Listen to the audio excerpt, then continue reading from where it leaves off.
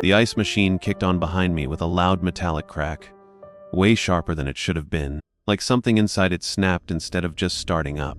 And I flinched hard enough to drop the room key I was holding onto the counter. It slid a few inches and stopped right at the edge. And for a second I just stared at it instead of picking it up, because the sound didn't match anything I'd heard from that machine before. And I'd already been on edge all night. My name's Daniel, and I took the night shift at this roadside motel off a stretch of highway in rural Montana because I needed the money more than I needed sleep. And jobs around here don't ask too many questions if you show up on time and don't complain. The lobby smelled faintly like cleaning chemicals and old carpet, the kind of smell that never really goes away no matter how often you vacuum. And the fluorescent lights overhead had that constant low buzz that gets into your head if you listen to it too long. I leaned over the counter and picked the key back up, brushing it off even though it hadn't touched anything dirty, just something to do with my hands, then set it next to the register and glanced toward the hallway out of habit. Nothing looked wrong, just a row of identical doors, beige paint, numbers screwed and slightly crooked on some of them. Room 6 was closed, same as always. I checked the clock on the computer, 1:27 a.m. I remember noticing that because I'd been counting down to when I could make a cup of coffee without feeling like I was wasting supplies. The ice machine made another noise, quieter this time, more like it was settling into place, and I forced myself to ignore it. Machines make sounds. Old buildings make sounds. That's what I told myself when I first started here, and most nights at work.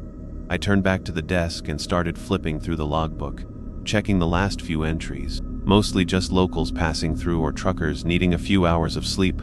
Nothing unusual, nothing that should have made the night feel off this early. There was a note tucked between the pages, not part of the regular log, just a folded piece of paper with no heading. I didn't remember seeing it before. I pulled it out and unfolded it slowly, more out of curiosity than anything else. The handwriting was tight, uneven, like whoever wrote it was trying to keep it small. If a guest asks for room 6 after midnight, tell them it's unavailable. I frowned slightly, reading it again to make sure I hadn't missed something. We rented room 6 all the time. There was nothing wrong with it. I'd cleaned it myself earlier that week. I flipped the paper over. There was more. If the hallway looks longer than it should, do not walk down it. I let out a short breath through my nose, half a laugh, half something else. Probably just a joke from the last guy on shift, something to mess with the new hire. That kind of thing happens more than people think, especially in places like this, where the job gets boring enough that people make their own entertainment. Still, I didn't throw it away. I folded it back up and slipped it into the front pocket of the logbook, figuring I'd ask about it later. The phone rang before I could think about it anymore. Once, then again. I picked it up on the second ring. Front desk. I said, keeping my voice even. There was a brief pause on the other end, then a man's voice, low and a little strained. Yeah, I need a room. We've got vacancies, I said, reaching for the keyboard. Just one night. Just one, he said. Another pause. Room 6. My hand stopped over the keys. For a second I just sat there, listening to the faint static on the line. Room 6 is unavailable, I said, the words coming out more automatically than I expected. Silence. Then, that's the one I need. I leaned back slightly in the chair, glancing toward the hallway again. The doors all looked the same. Nothing out of place. I can give you 4 or 7, I said. They're the same layout. Another pause, longer this time. Then, you should check again. Something about the way he said it made me look at the monitor without thinking. The camera feed showed the hallway clearly, the same angle I'd seen all night, but for a second I had the impression it stretched a little farther than it should have, like the far end didn't quite line up with the wall I knew was there. I blinked, and it looked normal again. I swallowed. Room 6 is not available, I repeated slower this time. The line went quiet. No click. Disconnect tone. Just nothing. I waited a few seconds, then pulled the phone away from my ear and looked at it before setting it back down. The dial tone came back like normal. I sat there for a minute, staring at the desk, then reached for the logbook again and pulled the folded note back out. I read the lines one more time, slower now, letting them settle in a way they hadn't before. If a guest asks for room 6 after midnight, I glanced at the clock again, 1:29 a.m. The ice machine kicked on behind me again, but this time it didn't sound like ice shifting or water filling. It sounded like something dragging slowly across metal. I turned my head slightly, not fully looking, just enough to catch it in my peripheral vision. The machine was closed. Still, there was no reason for anything to be moving inside it like that. I looked away immediately and focused on the desk again, on the note in my hand. There was another line I hadn't noticed before, written smaller than the others near the bottom. If you hear something where it shouldn't be, pretend you didn't. I folded the paper carefully and set it next to the register instead of putting it back in the logbook. The hallway behind me felt quieter than it should have, like the building itself was holding its breath. I checked the monitor again, just a quick glance. The hallway looked normal. All the doors closed, room 6 included. I told myself that was all this was. A weird note, a strange phone call, old building noises, nothing I couldn't handle. Then the front door handle moved. Just a slight turn, like someone testing it from the outside, even though I hadn't heard a car pull up. And I felt that same tightness in my chest again, the one that told me the night wasn't going to stay normal for much longer. The handle stopped moving before I could decide whether to get up. And for a second I thought I'd imagined it. But then the glass door gave a soft tap from the outside, not a knock exactly, more like someone pressing a finger against it just hard enough to make contact. And I stayed where I was behind the desk instead of going over, watching the reflection in the glass rather than looking straight at it. I didn't see a person, not clearly, just a darker shape against the dim parking lot light that didn't line up right with where someone should be standing. I reached for the phone out of habit even though it wasn't ringing, then stopped myself halfway, remembering the note sitting next to the register, and instead I just called out, keeping my voice low. "We're closed for check-in after 1. The words sounded off even as I said them. That wasn't actually a rule here. We took guests all night if they showed up.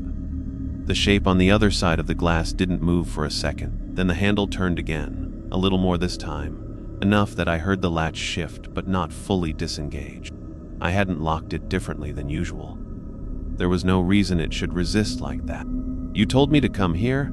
a voice said from the other side, muffled through the glass but still clear enough. Same voice as the phone, or close enough that I couldn't tell the difference. I didn't answer right away. My eyes dropped to the desk again, to the folded paper, and I slid it a little closer with my fingers without thinking. "I didn't tell anyone that," I said after a second. The shape shifted slightly, just enough that the light caught part of it, but it didn't resolve into a face or a body the way it should have. "Room 6, the voice said again, like that explained everything. I exhaled slowly through my nose and shook my head, even though I knew it couldn't see me clearly. "That room's unavailable," I said, keeping my tone even. "Come back in the morning." There was a pause, longer than before, and then something soft hit the glass. Not a knock, not a hand. It sounded lighter than that, like fabric brushing against it. I felt my shoulders tighten. "You should check again," the voice said, quieter now, almost calm. I didn't look at the monitor this time. I kept my eyes on the desk, on the edge of the counter, on anything that wasn't the hallway or the door. The note was right there, within reach, and I unfolded it again, slower than before. The same lines were there, but now there was something else underneath them, written darker, like it had been added recently.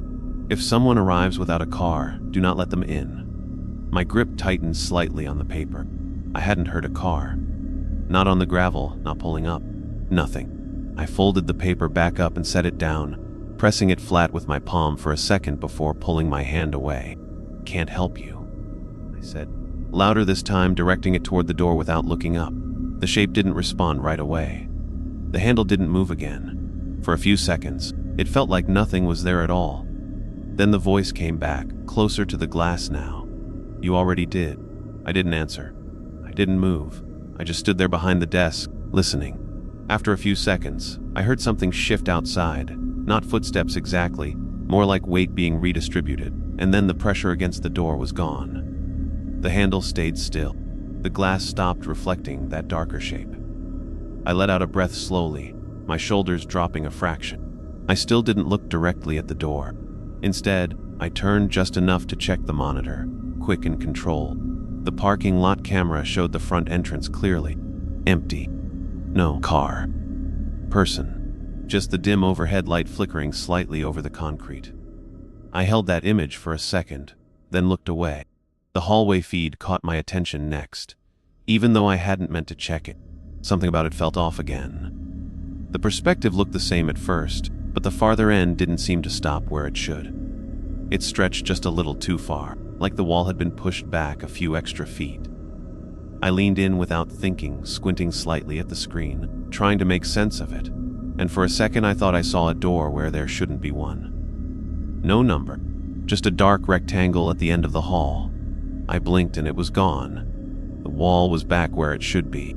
I straightened up slowly, my chest tightening again. If the hallway looks longer than it should, I muttered under my breath, repeating the line from the note without meaning to. I didn't go check it.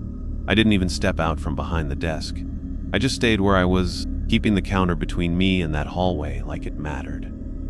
The ice machine made another sound behind me, louder this time, and I flinched again despite myself. It wasn't a crack or a hum anymore. It was a steady scraping, like something inside was being dragged slowly across the bottom. I didn't turn around. I remembered the line, "Pretend you didn't hear it," so I didn't. I kept my eyes forward, my breathing steady, my hands resting flat on the desk. The phone didn't ring again. The door stayed closed. The hallway stayed quiet. But the longer I stood there, the more it felt like the building itself had shifted around me, like the rules I'd read weren't just warnings, they were the only thing keeping whatever was outside, or inside, or somewhere in between, from stepping any closer than it already had. The coffee maker clicked off on its own even though I hadn't turned it on yet, and the smell hit me a second later, burnt, like it had been sitting on the hot plate too long. I looked over at it without moving from behind the desk, trying to figure out if I'd somehow forgotten making it. But the pot was empty, completely dry, no steam, no residue, nothing that explained the smell. I left it alone and focused back on the register, tapping the screen just to make sure it was still responsive. Something normal to anchor myself, but even that felt slightly delayed, like the system was a fraction of a second behind my touch. I glanced at the clock again. Still 1:29 a.m. It hadn't moved since the call. That bothered me more now than it had earlier. Time doesn't just stop because a night feels off. I reached for the logbook again, flipping it open to the last entry, checking the handwriting, the timestamps, anything that might ground this back into something routine. But my eyes kept drifting to the folded note sitting beside it. I unfolded it again, slower this time, like I expected it to change while I watched. The same lines were there, but there was something new written between the others, squeezed into a space that hadn't been there before. If a room shows as occupied but you didn't check anyone in, do not investigate. I frowned slightly and looked at the computer screen. The room list was open, same as before, but now room 2 was marked as occupied. I hadn't checked anyone into 2. I would have remembered that. I hovered my hand over the mouse, hesitating. It could be a system glitch. That happens. Old software, bad connections, it's not uncommon. But the timing didn't feel random. Nothing about this night felt random anymore. I didn't click into it. I just stared at it for a second, then moved my hand back, resting it on the desk instead.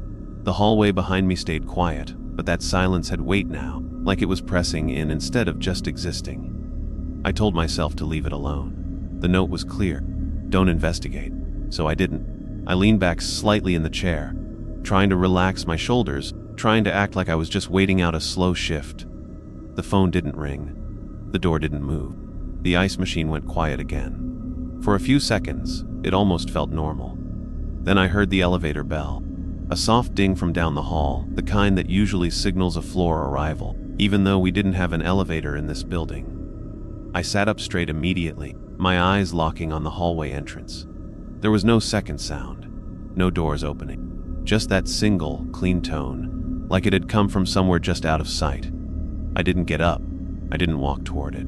I just stayed where I was, listening. A few seconds passed, then I heard something else. A door opening. Not loud, not sudden. Just the soft click of a latch and the faint creak of hinges. I leaned forward slightly, just enough to see part of the hallway from where I stood. Room 2's door was open. I hadn't seen it open. I hadn't heard anyone come in. It was just open now. The light inside the room was on, casting a dim glow into the hall. I swallowed and pulled my gaze back to the desk, my heart beating a little faster. If a room shows as occupied, I muttered again, quieter this time, don't investigate. I repeated it to myself like it mattered, because it probably did. The phone rang before I could think about it any further. Once. Then again, I picked it up. My grip tighter than before. "Front desk," I said. There was a pause, then a different voice this time. Softer. Female.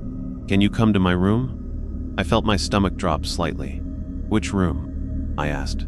Another pause. 2. I closed my eyes for a second, then opened them again, focusing on the edge of the desk. "I can't leave the desk right now," I said carefully. "Is there something you need?" Silence. Then, "The door won't close." I didn't respond immediately. My eyes flicked toward the hallway again before I could stop myself. The door to room 2 was still open, the light still on. I looked away. "Try pulling it shut," I said, keeping my voice steady. "It should latch." There was a soft sound on the line like a breath, then, "It keeps opening." My grip tightened on the receiver. "I'll send someone in the morning," I said. It sounded weak even to me. The voice didn't respond right away. When it did, it was quieter. "You already came once." I felt a cold pressure settle in my chest. "No, I didn't," I said. The line went silent, no click. Disconnect. Just empty. I lowered the phone slowly and set it back in place, my eyes fixed on the desk. I didn't look at the hallway again. I didn't check the monitor. I just stood there, letting the silence stretch, trying to keep my breathing even. A few seconds later, I heard the door down the hall close. Soft. Controlled. Like someone had pulled it shut carefully. I didn't go check. I didn't move at all. I just stood there behind the desk, the note in front of me, the system still showing room 2 as occupied, and the growing feeling that whatever was happening in that building, it already knew exactly where I was, and that I was starting to follow the rules without even thinking about it anymore. The receipt printer started spitting out paper in short, uneven bursts even though I hadn't processed any check-ins, and I watched it from where I stood, not touching it until the strip finally stopped hanging over the edge of the counter. When I pulled it free, the paper felt warm and slightly damp, like it had just come out of somewhere it shouldn't have been, and there was no pricing, no timestamps, just a block of text in the same tight handwriting I'd seen on the note, like the machine had printed something it wasn't designed to. I kept my eyes on it as I read, not rushing this time. "If a guest asks you to come to their room, do not go alone." I swallowed, thinking about the voice from room 2. "If you hear movement in a room that is marked vacant, do not confirm it." My eyes flicked toward the hallway without fully turning my head.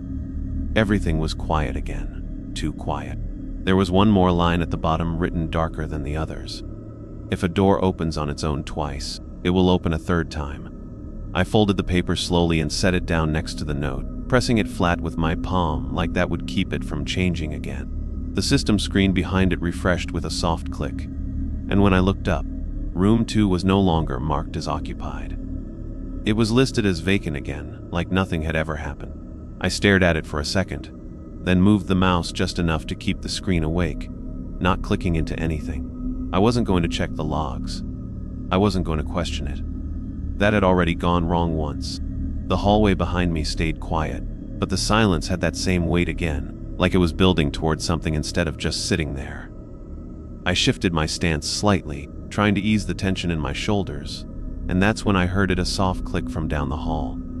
Not loud, not sudden, just the sound of a latch giving way. I didn't turn right away.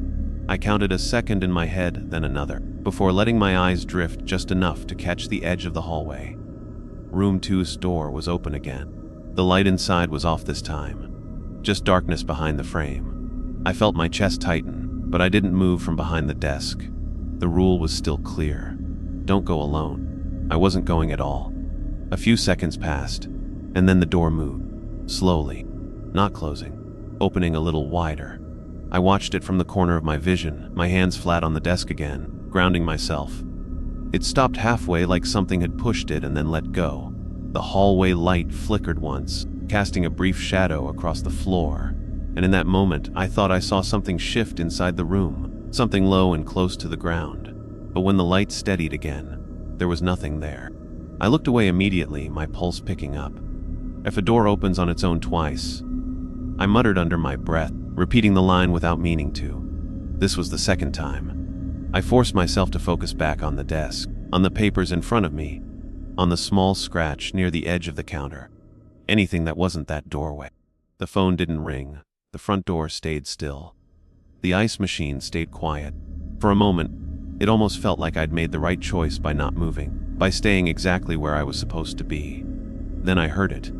Not from the hallway, from the ceiling. A slow, dragging sound moving across the tiles above me, like something shifting its weight carefully, deliberately, try not to make noise but failing just enough that I could track it.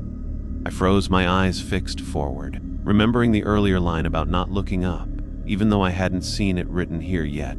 The sound moved from one side of the lobby to the other, then stopped directly above the desk. I held my breath without realizing it, waiting for something to happen next, but nothing did. The silence came back again, thicker this time. Then, from the hallway, I heard the door to room 2 creak slightly, not opening, not closing, just moving. I didn't look, I couldn't. I kept my gaze locked on the desk, my hands steady, my breathing slow. A few seconds later, I heard it again. The same soft creak, then once more. 3 movements. I felt the tension in my chest spike. 3rd time. The rule echoed in my mind louder than anything else. I didn't turn to see it. I didn't need to. I could feel it now. The way the air in the hallway shifted. The way the silence changed shape, like something had crossed a line it hadn't crossed before. The system screen flickered again, drawing my attention just enough that I glanced at it without thinking. Room 2 was no longer listed. Not vacant, not occupied, just gone from the list entirely. I stared at the empty space where it should have been, my stomach tightening. When I looked back toward the hallway, just for a second, the door to room 2 was still there, but the number plate was missing, leaving just 2 small holes in the wood where it should have been screwed in. I pulled my gaze away immediately, my heart beating harder now. The papers on the desk rustled slightly, even though there was no air moving, and I didn't need to unfold them to know something else had been added. I just stood there, behind the counter, not moving, not speaking, while the building settled into a new kind of quiet. One that felt less like waiting and more like something had already started, and whatever came next wasn't going to give me the same warnings it had before. The hallway light outside the lobby buzzed once, then dimmed to a weak yellow glow that barely reached the far doors.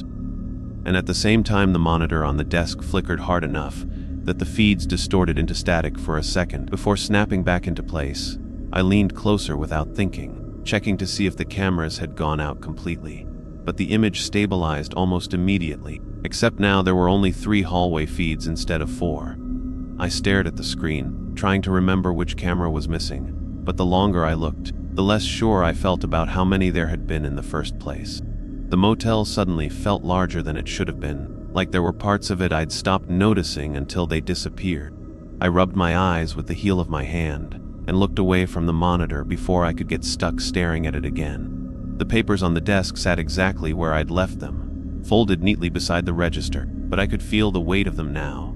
Like every new line added something heavier to the room. I unfolded the newest receipt slowly, careful not to rush. The same cramped handwriting covered the paper. Do not use the hallway phone after 1:30. My eyes drifted toward the wall near the ice machine where the old courtesy phone hung beside the vending machines. I'd barely noticed it before tonight. The cord hung twisted slightly, swaying just enough that I couldn't tell if it had already been moving or if I'd imagined it. Beneath the new line was another one. If you hear ringing from an empty floor, let it stop on its own. Empty floor. I frowned slightly. There was only 1 floor in this building. Before I could think about it any longer, the hallway phone rang. Loud, sharp, different from the desk phone. The sound echoed down the hallway hard enough that it made me flinch. I stared toward it immediately, my chest tightening. The ringing continued, steady and mechanical, filling the silence of the motel in a way that felt completely wrong. I stayed behind the desk. I didn't move toward it. The note was clear enough. Let it stop on its own. The phone kept ringing. Once, twice, 3 times. Then it abruptly cut off mid-ring, leaving the silence behind even heavier than before. I let out a slow breath through my nose, forcing myself to relax my shoulders. The lights overhead flickered softly again, and for a second I noticed something on the monitor that hadn't been there before. One of the hallway feeds looked darker than the others, not because the light was out, but because the camera angle itself seemed wrong, tilted slightly downward like someone had adjusted it by hand. I leaned in a little closer despite myself. The image showed the stretch of hallway near where room 2 should have been, except the door wasn't there anymore. Not open, not closed, gone. Just uninterrupted wall paneling where it should have been. My stomach tightened immediately. I knew that hallway. I'd walked it earlier. The room existed. I pulled my eyes away from the monitor and looked toward the actual hallway entrance instead. From where I stood behind the desk, I could still see the door frame to room 2 farther down the corridor. It was there, closed now, completely normal. I looked back at the monitor. Blank wall, no room. A cold pressure settled into my chest. I looked away again immediately, my pulse starting to climb. The hallway phone rang again, this time only once. A short burst of sound that cut through the building like something trying to get my attention personally. I stayed still. My hands flattened against the desk without me realizing it. Then, somewhere farther down the hall, another phone started ringing. Not the courtesy phone, a room phone, muffled through a closed door. Then another joined it. Then another. Within seconds, it sounded like multiple rooms were ringing at once, staggered and uneven, echoing through the motel in different directions. I felt the skin on the back of my neck tighten. None of the rooms should have been occupied except one trucker in room 9, and his side of the building was quiet. These phones were coming from the other end, near room 2, near room 6. The ringing continued for almost 30 seconds before stopping all at once. Complete silence, no gradual fade, just gone. I swallowed hard and glanced at the monitor again before I could stop myself. The tilted hallway feed had changed. The camera angle was lower now, closer to the carpet, like it had fallen slightly. And at the far end of the image, near the place where the missing room should have been, there was something standing in the hallway. I couldn't make out details clearly. It looked too tall for the space, shoulders slightly bent like it was trying to fit beneath the ceiling. Completely still. My breath caught for a second. Then the figure moved. Not toward the camera. Sideways. Smooth and unnatural, like it slid instead of walked. It disappeared past the edge of the frame. I looked away immediately, my chest tightening hard enough that it hurt. The desk phone rang the second I pulled my eyes from the screen. I grabbed it too quickly this time. "Front desk," I said, my voice thinner than before. Static crackled softly on the other end. Then a voice I recognized immediately. The woman from room 2. Calm this time. Too calm. "Someone's in the hallway." I closed my eyes briefly. "Stay in your room," I said automatically, even though part of me wasn't sure there even was a room anymore. "It keeps stopping outside my door," she whispered. My grip tightened around the receiver. In the background behind her, I could hear faint ringing again, distant and uneven. "Can you hear it breathing?" she asked softly. I didn't answer, because I could, not through the phone. In the lobby, somewhere behind me. Slow. Wet. Close enough that I could hear the pauses between breaths. I kept my eyes fixed on the desk, every muscle in my body locking up at once. The voice on the phone lowered even further.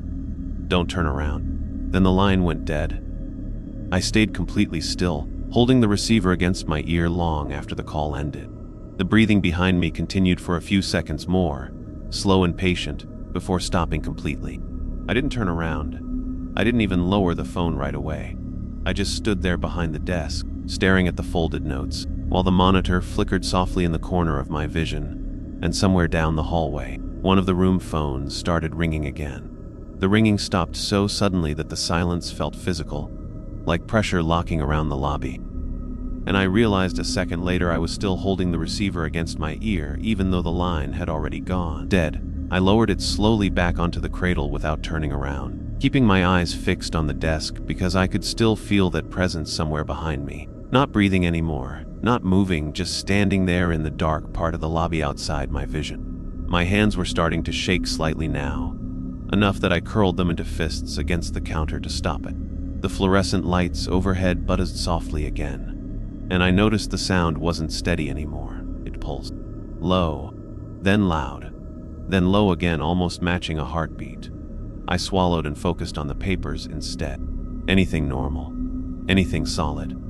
The newest receipt had shifted slightly from where I left it, one corner hanging off the edge of the desk. I didn't remember touching it. Slowly, carefully, I pulled it back toward me and unfolded it. More writing had appeared beneath the earlier lines. If the breathing stops, it means it noticed you.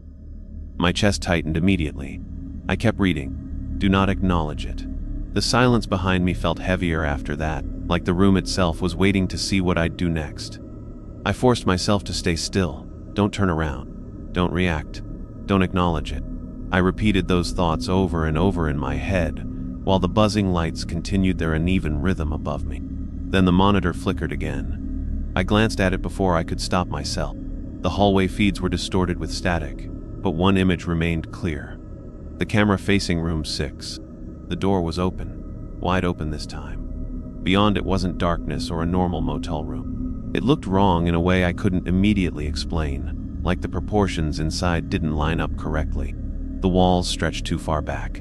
The lamp inside cast light that faded too slowly, leaving the edges blurry and deep. I stared for 1 second too long before the image glitched hard across the screen. Static swallowed the feed, then reset. Room 6 door was closed again. Normal. I looked away immediately, my pulse climbing. The sound behind me still hadn't returned. No footsteps. No breathing. Nothing. That somehow felt worse. The desk phone rang again, loud enough to make me jump this time. I grabbed it quickly, mostly because the noise itself was unbearable in the silence. "Front desk," I said. A man answered immediately. "You need to leave the desk." His voice was older, rough, calm in a way that made my skin crawl. "Who is this?" I asked quietly. "Night maintenance," he said. "Room 8 flooded. You need to shut the water valve before it reaches the electrical closet." I frowned immediately. We didn't have night maintenance. And even if we did, why would they call the front desk instead of handling it themselves? My eyes drifted toward the folded papers again. The man continued before I could answer. "Hallway closet near room 6. You know where it is?" My grip tightened slightly. "I can call the owner," I said. "He can come in." "He won't answer." The response came too fast, like he already knew I'd say that. "You need to go now before the lights fail." Right as he said it, the overhead fluorescence flickered violently, plunging the lobby into near darkness for half a second before stabilizing again. I felt my heartbeat spike. The voice lowered slightly. "Take the master key." I looked down automatically. The heavy ring of keys hanging beside the register swayed slightly on its hook, though there wasn't any air moving in the room. "Why can't you do it?" I asked. Silence. Then, softly, "Because I'm already in room 6. The line went dead immediately after that. I stared at the receiver for a second before lowering it slowly. Every instinct in my body told me not to leave the desk. The rules had kept me alive this long. But then another sound reached me from down the hallway. Water. Faint at first, then louder, like pipes rattling deep inside the walls. I looked toward the hallway entrance despite myself. The carpet near the far end looked darker now, almost wet under the dim lights. I swallowed hard. It could be real. Old buildings had plumbing problems all the time. But nothing tonight had stayed normal for long. I looked at the papers again. No new lines. No guidance. Just silence. The buzzing overhead lights pulsed louder for a second, then dimmed again, and somewhere far down the hall, I heard a door slam shut hard enough to shake the wall. I flinched violently. Then came another slam, closer this time. A third followed a few seconds later. Slow. Methodical. Like something moving room by room down the hallway. I stared toward the entrance, my chest tightening harder with each impact. Another slam, closer again. I realized what I was hearing. Doors shutting one at a time, coming toward the lobby. I grabbed the master key ring before I fully decided to do it. The metal felt ice cold against my hand. Another door slammed shut farther down the hall. Then another. The sound was almost at room 6 now. I stepped out from behind the desk for the first time all night, my legs feeling unsteady immediately. And the second I did, the entire lobby went silent. No buzzing lights, no water. Distant movement. Just silence so complete it felt wrong. I stopped walking. The hallway ahead looked darker than before, the yellow lights weaker somehow, barely touching the far walls. Room 2's door was gone again. Not open. Missing entirely. Just blank wall where it should have been. My breathing started sounding too loud in my own ears. Then, from somewhere deeper down the hallway, I heard a soft, wet sound. Not footsteps. Crawling. Slow. Deliberate. Coming closer. I tightened my grip around the keys without realizing it. The sound stopped, and in the silence that followed, I heard something else instead. A voice. Quiet. Right behind me. You left the desk. I felt every muscle in my body lock the second the voice spoke behind me. And for a moment I couldn't even breathe because it wasn't loud or distorted or unnatural the way I expected it sounded. Completely normal, like someone standing a few inches behind my shoulder speaking quietly, so they wouldn't wake anyone else up. I didn't turn around. I couldn't. My hand tightened painfully around the master key ring while I stared straight ahead at the hallway, at the weak yellow lights and the long stretch of stained carpet leading toward room 6. The silence around me felt alive now, tense in a way that made it seem like the whole building was waiting for me to react wrong. You weren't supposed to do that, the voice said again, softer this time. Male. Calm. Close enough that I should have felt breath against my neck, but the air behind me stayed cold and still. I swallowed hard and kept my eyes forward. The crawling sound from deeper in the hallway started again. Slow scraping against carpet. Wet, uneven. It moved in short bursts, then stopped, then dragged forward again, like whatever made it wasn't built correctly for movement. My chest tightened harder with every sound. I took one careful step backward toward the desk without turning around. The voice behind me didn't react immediately. Then, quietly, almost disappointed, it asked, "Why are you pretending not to see me?" I kept moving. Another slow step backward. The lobby lights flickered overhead, and for half a second the hallway darkened enough that I lost sight of room 6 completely. When the lights steadied again, the hallway looked longer. Not by much. Maybe another few feet. But enough that I noticed instantly. The crawling sound had stopped. I could still feel something down there, though, waiting. My heel brushed against the edge of the lobby carpet near the desk, and relief hit me harder than I expected. Just a few more steps and I'd be back behind the counter. Back where the rules seemed to matter most. The voice behind me laughed softly, not loud, not mocking exactly. Just familiar somehow, like someone reacting to an inside joke I didn't understand. "It won't help now," it said. Then the lights went out completely. Total darkness swallowed the lobby so fast it disoriented me immediately. I froze, one hand instinctively reaching out until my fingers hit the edge of the desk. I grabbed onto it hard.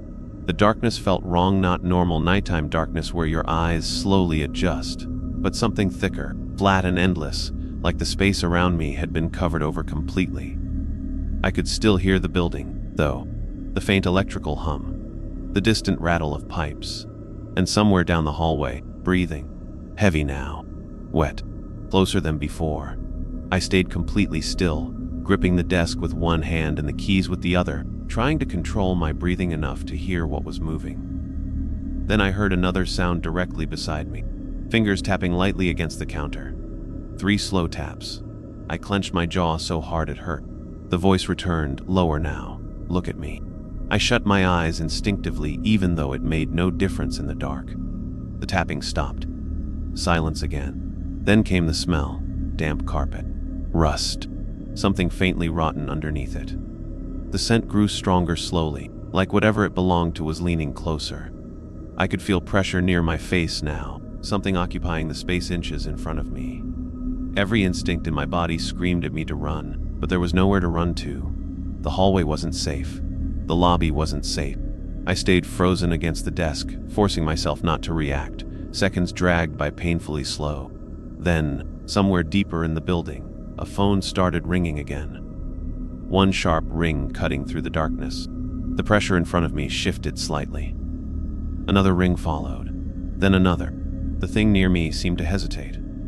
The lights snapped back on suddenly, bright enough to make my eyes water. I blinked hard and looked around instinctively before I could stop myself. The lobby was empty. No one standing near the desk. No shape behind me. Nothing. But the hallway had changed again. It stretched impossibly far now, the doors continuing much farther than the motel's layout should have allowed, disappearing into dim yellow light at a distance that made my stomach turn. Room 6 sat halfway down the corridor with its door open again. The room beyond it looked dark this time. Completely dark. The ringing phone continued somewhere far inside that stretched hallway. I stared at it, breathing hard now despite trying not to panic. Then I noticed movement near the floor inside room 6. Something pale slowly pulled itself across the carpet just beyond the doorway. Human arms. That's what my brain registered first. Long pale arms dragging a body forward slowly from deeper inside the room. I took a step backward immediately, nearly dropping the keys. The thing stopped moving the second I did. Its arms remained stretched out into the hallway, fingers bent awkwardly into the carpet fibers. Too many joints. Too long. I couldn't see its face. The darkness inside the room hid the rest of it completely. The desk phone rang violently behind me, making me jump hard enough that the keys slipped from my hand and hit the floor with a loud metallic crash. The sound echoed through the motel unnaturally long. The pale arms inside room 6 twitched instantly at the noise. Then the thing moved faster. Not crawling now, pulling itself hard toward the doorway with sudden violent jerks. I lunged behind the desk and grabbed the phone immediately, mostly to stop the ringing. "Front desk," I said breathlessly. Static crackled for a second before a familiar voice answered.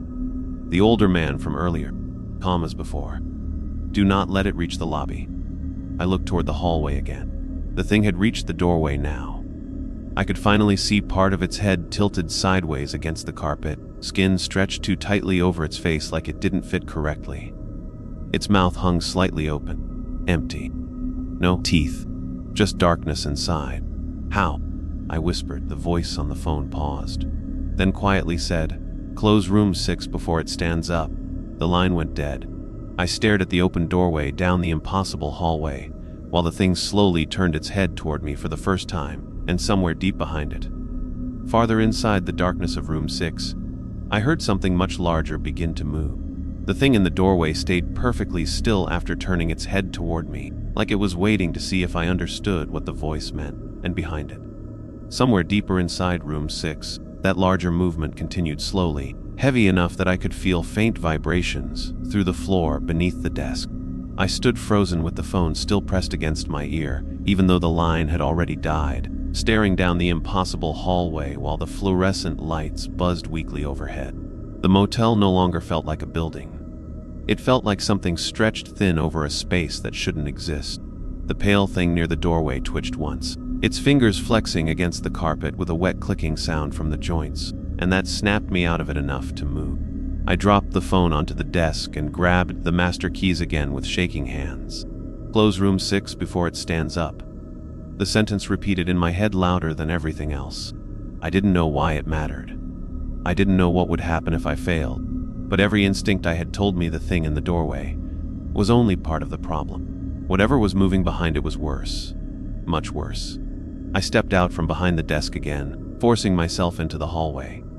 The second my shoes touched the carpet, the lights dimmed lower. Not completely dark, just enough that the far end blurred into shadow. The pale thing reacted immediately. Its head tilted farther sideways with a soft crack from its neck, and then it began dragging itself backward into room 6, pulling its body out of sight in quick, uneven jerks. It wasn't retreating. It was making space. I tightened my grip around the keys and kept walking. Every step felt wrong. The hallway stretched farther the closer I got, the doors subtly shifting positions whenever I looked away from them. Room numbers repeated.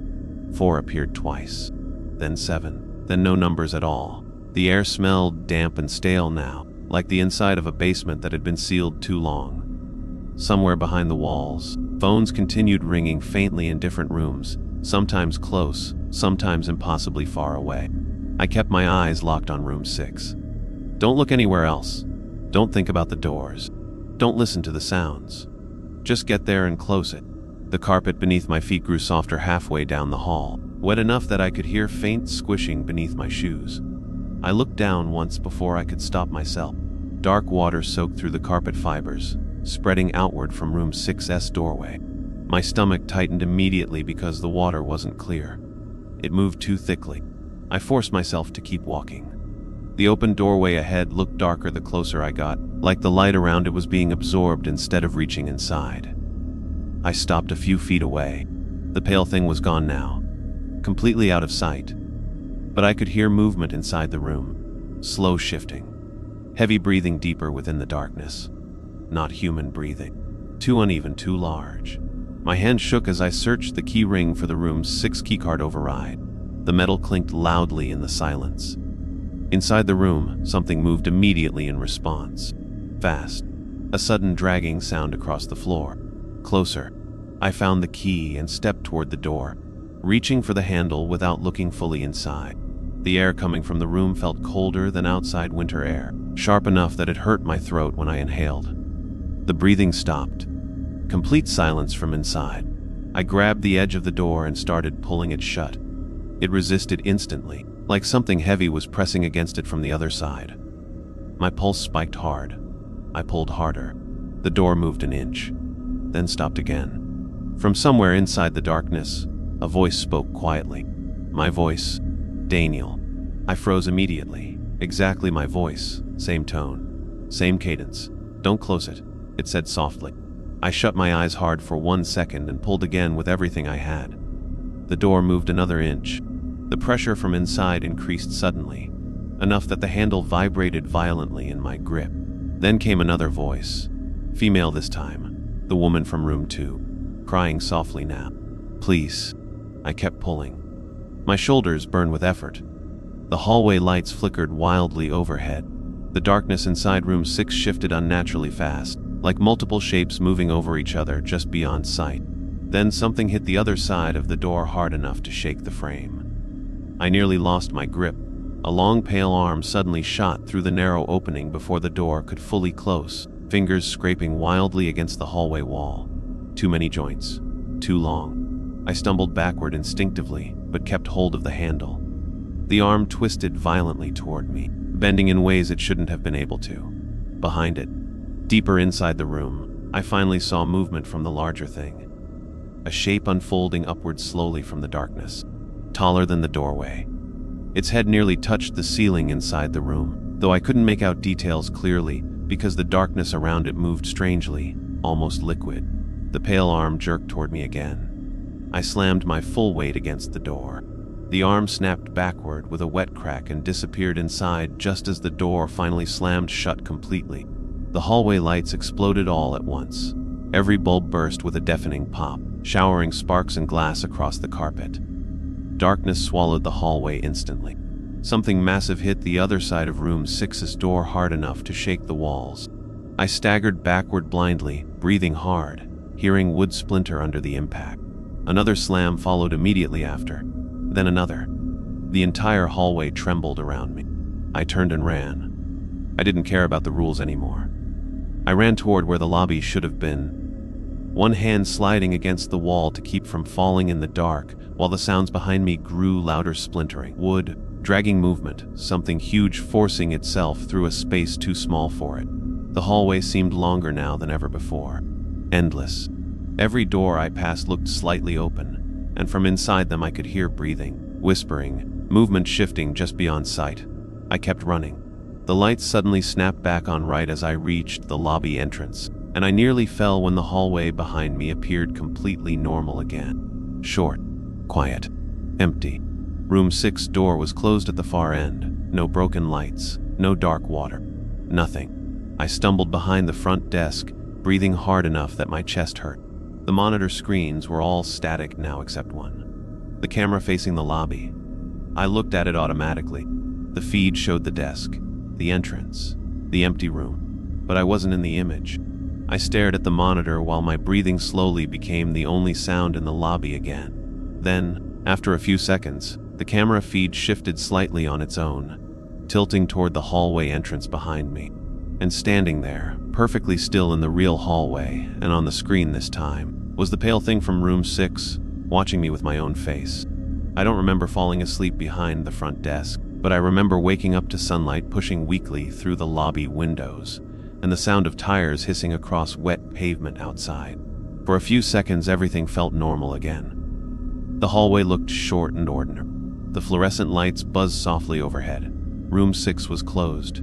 My head hurt badly, like I'd been awake for days, and my neck was stiff from sleeping upright in the chair behind the counter.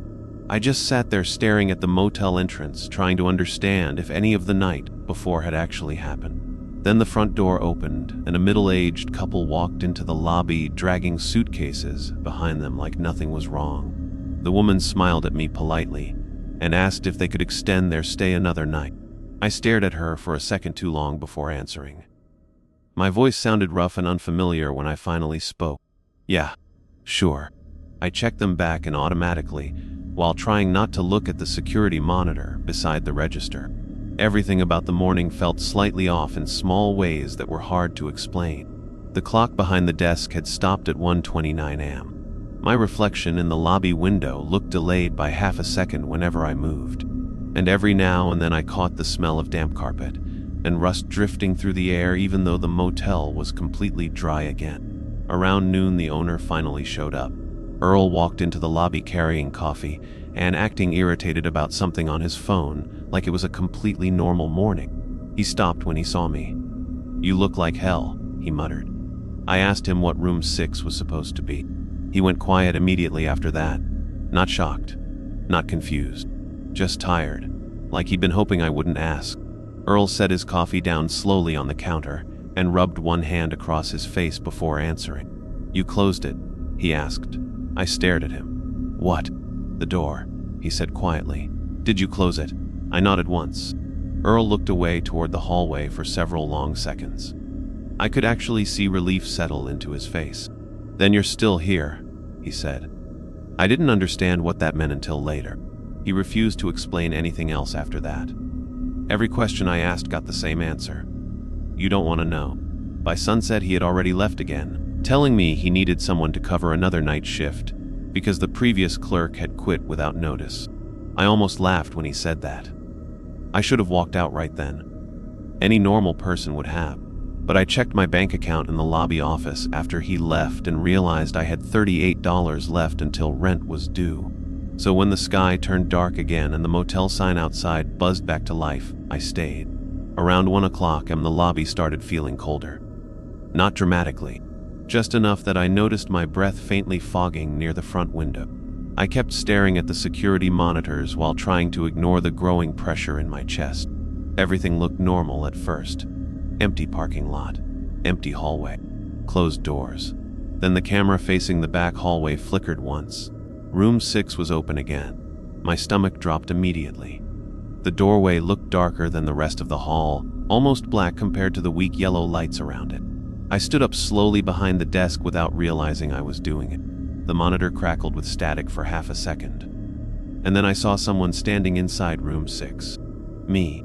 Same clothes, same posture. Same exhausted expression. The thing on the screen just stood there watching the camera silently from inside the dark room. Then it smiled.